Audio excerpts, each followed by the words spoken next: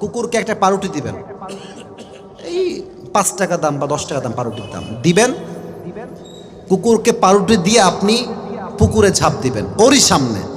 কুকুর এতটা কৃতজ্ঞ, জাস্ট 5 টাকার পাউরুটি পেয়ে সে এতটা ওয়াফাদার, এতটা কৃতজ্ঞ, ওই লোককে সে চিনুক বা না চিনুক, জাস্ট 5 টাকার রুটির জন্য কুকুরটাও পুকুরে ঝাঁপ দিবে। যুবক ভাইরা, ইস, আল্লাহ বলছেন এই কুকুরকে মালিক সামান্য একটা রুটি দিয়েছে, পাউরুটি দিয়েছে।